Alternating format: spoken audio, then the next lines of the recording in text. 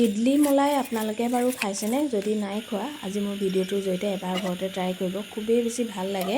আৰু এই গৰমত এই ইডলি মলাইটো আপোনালোকে খাই বহুত বেছি ভাল পাব আৰু ল'ৰা ছোৱালীবিলাকৰ অতিকৈ প্ৰিয় হৈ পৰে, বহুত বেছি টেষ্টি হয়। তেন্তেহ'লে ব'লকচোন আজি মোৰ ভিডিঅ'টোৰ মাজলৈ। নমস্কাৰ বন্ধু বান্ধৱীসকল, মই পিংকি আপোনালোক সকলোকে পুনৰবাৰ স্বাগতম জনাইছোঁ আমাৰ চেনেলৰ নতুন এটা ভিডিঅ'ৰ মাজলৈ। আশা কৰোঁ আপোনালোক বহুত বেছি ভালে আছে। ভিডিঅ'টোৰ আৰম্ভণিতে আপোনালোকে দেখিলেই মই আজি বনাম বুলি ভাবিছোঁ ইডলি মলাই। এই ইডলি মলাইটো খাবলৈ বহুত বেছি টেষ্টি হয় আৰু লগতে হেল্ডিও হয়। আজি যিহেতু মই ইডলি মলাইত চেনি ব্যৱহাৰ নকৰোঁ, গুড়েই বনাম আৰু কেনেধৰণে বনাম আপোনালোকে ভিডিঅ'টো চাই গ'লে নিশ্চয় গম পাব। বহুত বেছি বস্তুৰ প্ৰয়োজন নাই, যিখিনি বেছিক বস্তু আৰু পাকঘৰত থকা বা ওচৰ পাজৰ দোকানত থকা সেইখিনি বস্তুৰে খুব ধুনীয়াকৈ সহজতে হৈ যাব।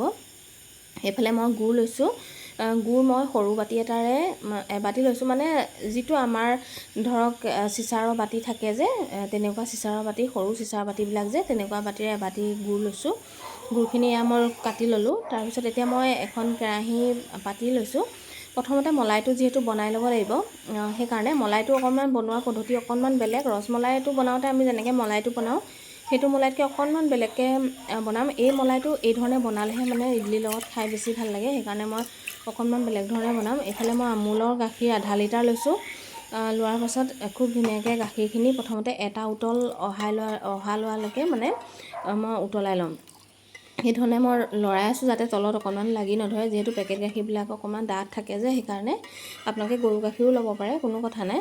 মই গৰু গাখীৰ নাই কাৰণে মই এয়া পেকেট গাখীৰে ল'লোঁ। আৰু গাখীৰখিনি এটা উতল অহাৰ পিছত মই এতিয়া গুড়খিনি ব্যৱহাৰ কৰিছোঁ। মই গুড়খিনি উতলাৰ পিছত এইটো কাৰণে ব্যৱহাৰ কৰিছোঁ, গাখীৰখিনি যাতে গুড়খিনি দিয়াৰ লগে লগে অকণমান ফাটি দানা দানা নিচিনা হৈ যায়, যাতে বাটাৰ মিল্কৰ নিচিনা হৈ যায়, সেইকাৰণে মই এই ধৰণে ব্যৱহাৰ কৰিছোঁ। আৰু এই ইডলি মলাইটোত গাখীৰখিনি এনেকুৱা অকণমান দানা দানা হৈ গ'লেহে খাবলৈ বেছি ভাল হয়, সেইকাৰণে মই এই ধৰণে ব্যৱহাৰ কৰিছোঁ।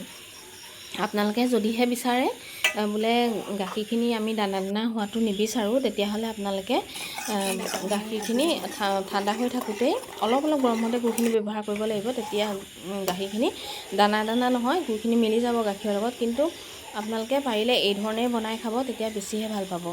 এতিয়া মই একেৰাহে লৰাইছোঁ, তাতে মই ডাঙৰ চামুচে 2 চামুচমান পাউডাৰ গাখীৰো দিলোঁ।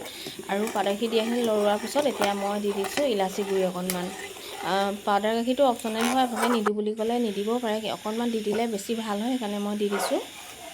তাৰপিছত লৰাই থকাৰ পিছত যেতিয়া অকণমান ডাঠ হৈ আহিবলৈ ধৰিছে, সেইটো সময়তে মই নমাই থ'লোঁ। তাৰপিছত এতিয়া মই অলপমান গুড় কুটি লৈছোঁ, বেছি নহয়, অলপমান হয়। ইডলিটো বনাবৰ জোখাৰে, যিহেতু মই আজি সকলোখিনি গুড়তে বনাম, ইডলিটো গুড়তেই বনাম।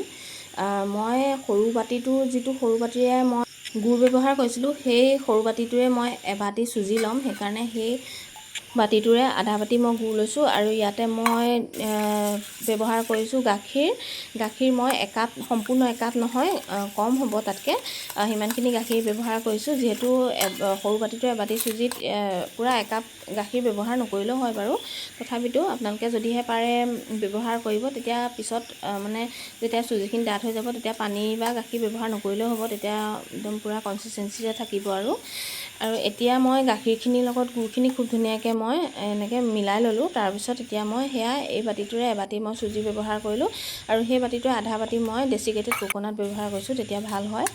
আৰু এতিয়া মই এইখিনি খুব ধুনীয়াকৈ গাখীৰখিনিৰ লগত মিলি যোৱালৈকে লৰাই লৈছোঁ। আৰু যিহেতু চুজি ব্যৱহাৰ কৰিছোঁ, সেইকাৰণে মই 15 বা 10 মিনিট সময় থৈ দিম। আপোনালোকে কিন্তু ইয়াত পিঠাগুড়ি ব্যৱহাৰ নকৰিব ইডলিটো বনাবৰ কাৰণে, পিঠাগুড়িত কিন্তু এই ইডলি মলাইটো খাবলৈ ভাল নাপাব।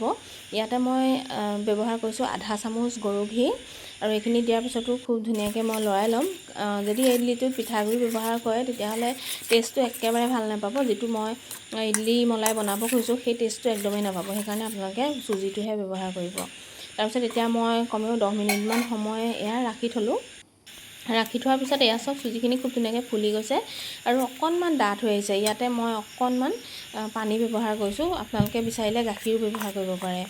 মই অকণমান পানী ব্যৱহাৰ কৰিছোঁ, আগত যিহেতু গাখীৰ ব্যৱহাৰ কৰিছোঁৱেই সেইকাৰণে। আৰু আপোনালোকে পাৰিলে ইয়াত যেতিয়া গুলোতে পানী নহয় গাখীৰে ব্যৱহাৰ কৰিব, কাৰণ তেতিয়া বেছি ভাল হয় ইডলিটো। মই সেইকাৰণে গাখীৰে ব্যৱহাৰ কৰিলোঁ। আৰু এতিয়া অকণমান পানী ব্যৱহাৰ কৰিছোঁ ডাঠ হৈ যোৱাৰ কাৰণে। সেইটোও যদি আপোনালোকে পানী ব্যৱহাৰ নকৰোঁ বুলি ভাবে তেতিয়া গাখীৰ ব্যৱহাৰ কৰিব পাৰে। এতিয়া মই একেৰাহে লৰালোঁ, লৰোৱাৰ পিছত এতিয়া মই আধা চামুচ দি দিছোঁ বেকিং পাউডাৰ আৰু আধা চামুচতকৈ অকণমান দি দিছোঁ বেকিং চ'ডা। তেতিয়াহে চুজিটো খুব ধুনীয়াকৈ ভিতৰটো স্পঞ্জি হয় আৰু ফুলে ভাল হয়। আৰু যদিহে আপোনালোকে বোলে বেকিং চ'ডা বা বেকিং পাউডাৰ ব্যৱহাৰ নকৰোঁ বুলি ভাবে তেতিয়াহ'লে আপোনালোকে ইনো ব্যৱহাৰ কৰিব পাৰে। মই এইটো কাৰণে ইনো ব্যৱহাৰ কৰা নাই, ইনোটো মই গোন্ধটো ইমান বেছি ভাল নাপাওঁ ইডলিত, সেইকাৰণে মই ইনো ব্যৱহাৰ কৰা নাই। তাৰপিছত একেৰাহে মই লৰাই ল'লোঁ। তাৰপিছত এতিয়া মই কি কৰিম, এটা ইডলি ষ্টেণ্ড লৈছোঁ, ইডলি ষ্টেণ্ডত অকণমান মই ঘিউ সানি লৈছোঁ। ইয়াতে মই ইডলিকেইটা বনাই ল'ব লাগিব। আৰু আপোনালোকে এই ধৰণে ইডলিকেইটা যদি বনাই ইমান বেছি স্পঞ্জি হয় আৰু ইডলিকেইটাই এই মলাইটো ইমান ধুনীয়াকৈ মানে এবজৰ্ব কৰি লয় আৰু পিছত যেতিয়া খাব ইমান বেছি ভাল হয়। আপোনালোকে হোটেলৰ যে ৰসমলাই এইবিলাকতো পাহৰি যাব, ইমান বেছি ভাল হয় মানে এই মলাইটো খাবলৈ।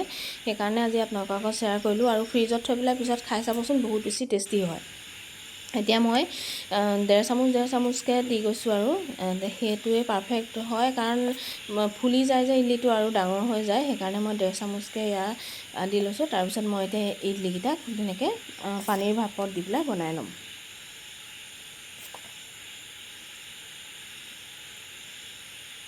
আপোনালোকে বাৰু কেতিয়াবা এই ইডলি মলাইটো খাইছেনে জনাবচোন। যদিহে নাই খোৱা ঘৰতে এবাৰ ট্ৰাই কৰিবচোন, বহুত বেছি ভাল পাব। আৰু আপোনালোকে আলহীলৈ আহিলেও ভাত খোৱাৰ পাছত ডিজাৰ্ট হিচাপে এই ইডলি মলাইটো দিব পাৰে, কমকৈ হ'লেও বহুত বেছি ভাল পাব। আৰু আপোনালোকে ৰাতিপুৱা হওক বা আবেলি হওক, কেতিয়াবা আবেলি চাবচোন ভোক লাগে গধূলি হোৱাৰ আগে সেইটো সময়তো এইটো ৰেচিপি বনাব পাৰে, বহুত বেছি সময় নালাগে।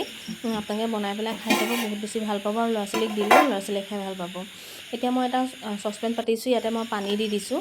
পানী দিয়াৰ পিছত পানীটো বহুত বেছি দিব নালাগে, সকলোৱে ইডলি বনাব জানেই, মই ইমান বেছি দেখুওৱা নাই সেইকাৰণে। পানী দি দিয়াৰ পাছত ইয়াতে ইডলি ষ্টেণ্ডডাল বহাই দিলোঁ।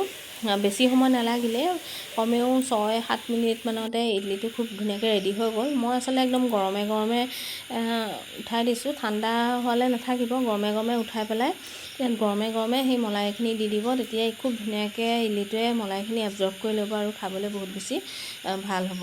অকণমান গৰমে উঠাইছোঁ কাৰণে অকণমান এয়া দিছেনে লাগি পেলাই ভাগি যোৱা নিচিনাকৈ হৈছে তলটোত, সেইটোতো হ'বই কাৰণ গৰমে উঠালে তেনেকুৱা হয়েই। কিন্তু এই যে ৰেচিপিটোত আকৌ গৰমে হ'লেহে ভাল হয়, সেইকাৰণে মই গৰমে এয়া মই উঠাই ল'লোঁ। সেই ধৰণে আপোনালোকে ইডলি এটা খাই চাব পাৰে, বহুত বেছি টেষ্টি হয়। কাৰণ গুড়ৰ ইডলি খাবলৈ ভালেই হয়, আগত মই আপোনালোকক ভিডিঅ' শ্বেয়াৰ কৰিছিলোঁৱে। আৰু তেনেকৈ মই অৰ্ডাৰো লৈ থাকোঁ, গুড়ৰ ইডলিয়ে হওক বা চেনি ইডলিয়ে হওক। তাৰপিছত এতিয়া গোটেইখিনি ইডলি মই এই ধৰণে এৰুৱাই ল'ম।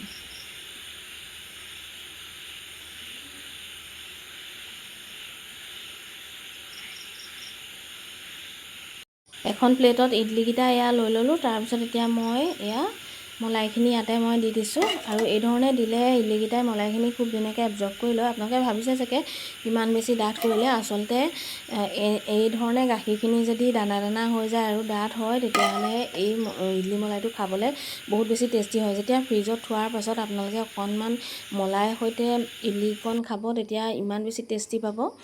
আপোনালোকে নিজে বনালে নিশ্চয় গম পাব। এতিয়া এয়া আমাৰ ৰেডি হৈ গ'ল, বহুত বেছি সময় থ'বই নালাগে, খুব ধুনীয়াকৈ ইডলিকেইটাই মলাইখিনি এবজৰ্ব কৰি লয়। আৰু চামুচখনেৰে এয়া এডোখৰ ভাঙি দেখাইছোঁ দিছেনে, খাবলৈ বহুত বেছি টেষ্টি হৈছিলে। এবাৰ ঘৰতে ট্ৰাই কৰিব। নিজে বনাইছোঁ যেতিয়া অকণমান আপোনালোকৰ আগত খাই দেখাই দিছোঁ। মজা হৈছে। আজিৰ ভিডিঅ'টো বাৰু আপোনালোকৰ কেনেকুৱা লাগিলে কমেণ্ট এটা কৰি জনাবলৈ একদমেই নাপাহৰিব। আৰু আপোনালোকে যদি এই ইডলি মলাইটো বনায় তেতিয়াহ'লে মোক কমেণ্ট এটা কৰি জনাব, বহুত বেছি ভাল পাব অৱশ্যে খাই পেলাই। আৰু এই গৰমত এই ইডলি মলাইটো বহুত বেছি টেষ্টি হয়, সেইকাৰণে আজি আপোনালোকৰ আগত শ্বেয়াৰ কৰিলোঁ। ভিডিঅ'টো সম্পূৰ্ণকৈ চোৱাৰ বাবে আপোনালোক সকলোকে বহুত বেছি ধন্যবাদ জনালোঁ। সকলো ভালে থাকক, সুস্থ থাকক, তাৰে কামনা কৰিলোঁ।